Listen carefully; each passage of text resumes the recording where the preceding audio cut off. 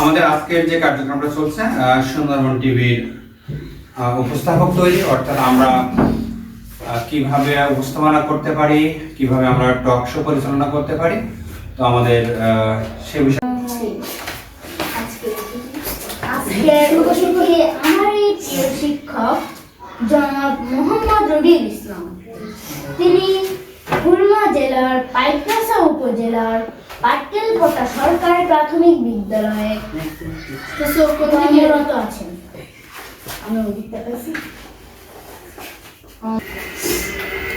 তাহলে মূলত হচ্ছে আমাদের এটা হচ্ছে টক শো। এটা কি টক শোতে আমরা যেভাবে উপস্থাপনা করি, সেখানে একজন থাকে, টিভি চ্যানেলের পক্ষ থেকে একজন থাকে, আর আমাদের পাশে দুইজন গেস্ট থাকতে পারে, এপাশে দুইজন গেস্ট থাকতে পারে, চারজন গেস্ট থাকতে পারে, দুইজন থাকতে পারে, আবার একজনের সঙ্গে থাকতে পারে।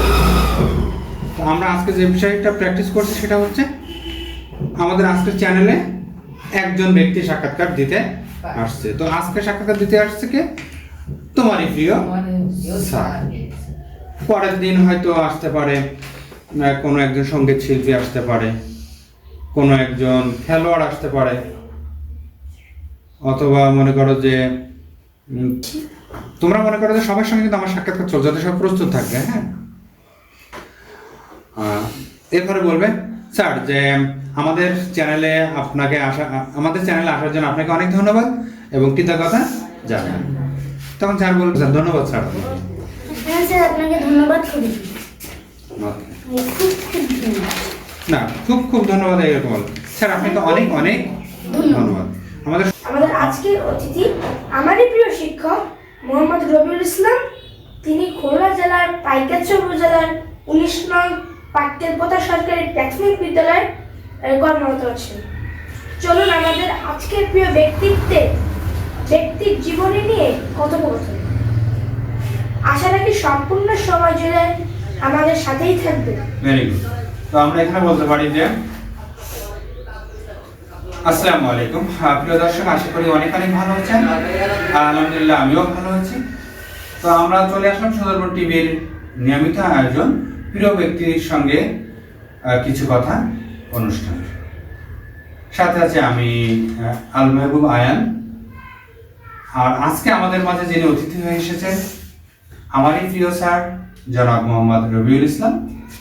উনি কর্মরত আছেন পাইকগাছা উপজেলায় পাটকেলপোতা সরকারি প্রাথমিক বিদ্যালয়। তো আজকে আমরা স্যারের সঙ্গে কথা বলবো, স্যারের জীবনে নিয়ে, স্যারের অজানা বিষয় নিয়ে কথা বলবো।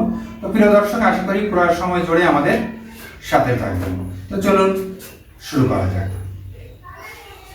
স্যার, প্রথমে ধন্যবাদ এবং কৃতজ্ঞতা জানাচ্ছি। না, এখানে বলবো হচ্ছে স্যার কেমন আছেন? আচ্ছা বেটা, হ্যাঁ পুরোটা ধরে পাটকেলপোতা সরকারি প্রাথমিক বিদ্যালয়ের একজন শিক্ষক।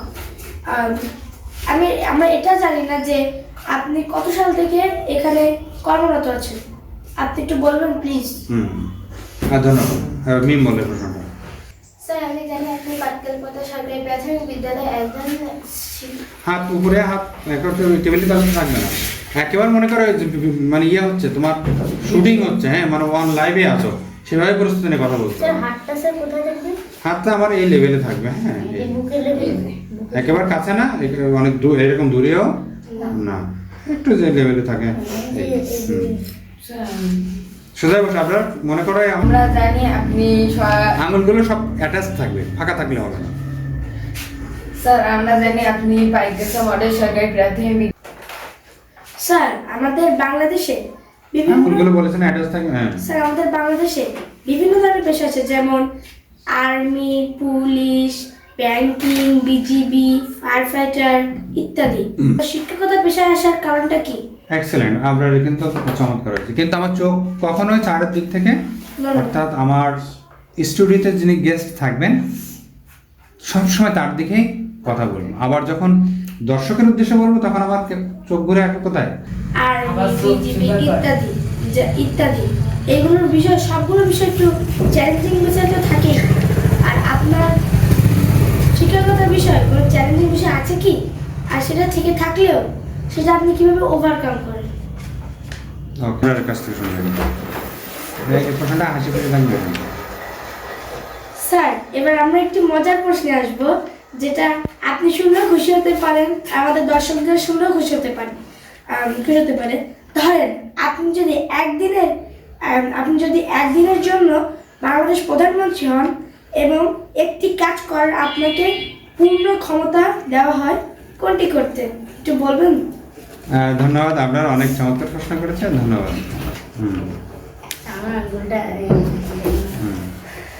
স্যার আমরা এখন অনেক মজাদার প্রশ্নে আসতে চলেছি, যেটা শুনে আপনারও আপনিও শুনলে খুব খুশি হতে পারেন। প্রধানমন্ত্রীর এই কাজ দেওয়া হলো, এই কাজ ধরেন আপনাকে একদিনের জন্য বাংলাদেশের প্রধানমন্ত্রী করা হলো এবং প্রধানমন্ত্রীর যে ক্ষমতা আপনাকে দেওয়া হলো, কিন্তু একটা শর্ত আছে, আপনি একটির বেশি কাজ করতে পারবেন না। তাহলে আপনি কোন কাজটি করবেন?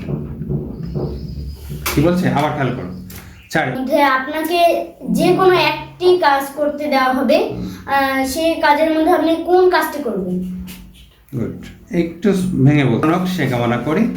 এবার আমরা শেষ পর্যায়ে, তাই না? এবার বলবো যে প্রিয় দর্শক, এতক্ষণ আমাদের সাথে থাকার জন্য অনেক অনেক ধন্যবাদ। আশা করি আমার প্রিয় স্যারের সঙ্গে কথোপকথন আপনাদের অনেক ভালো লেগেছে। আপনাদের কেমন লেগেছে অবশ্যই আমাদের কমেন্ট করে জানাবেন, আর আমাদের টিভি চ্যানেলটি সাবস্ক্রাইব করবেন, শেয়ার করবেন, এবং দেখা হবে নতুন পর্বে নতুন কোনো অতিথির সঙ্গে। সে পর্যন্ত ভালো থাকবেন। আপাতত সুন্দরবন টিভি চ্যানেলের স্টুডিও থেকে বিদায় নিচ্ছি আমি, আল মেহবুব আয়ান।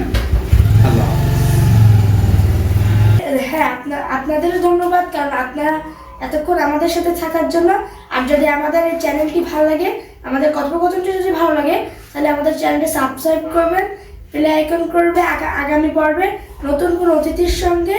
সে পর্যন্ত ভালো থাকবেন, আল্লাহ হাফেজ। Very good. স্যার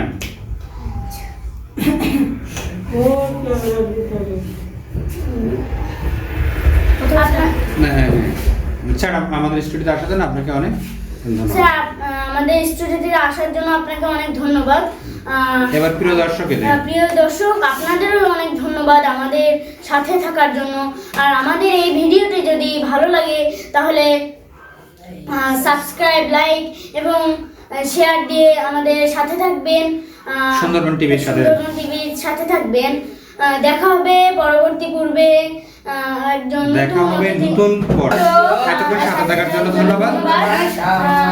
কথা হবে নতুন পর্বে নতুন কোনো অতিথির সঙ্গে। আপাতত সুন্দরবন স্টুডিও থেকে বিদায় নিচ্ছে আমি, আল মেহবুব আয়ান। আমাদের চ্যানেলটি যদি ভালো লেগে থাকে অবশ্যই কমেন্ট করবেন, শেয়ার করবেন, আর সাবস্ক্রাইব করতে একদমই ভুলবেন না। তো ভালো থাকবেন, আল্লাহ হাফেজ।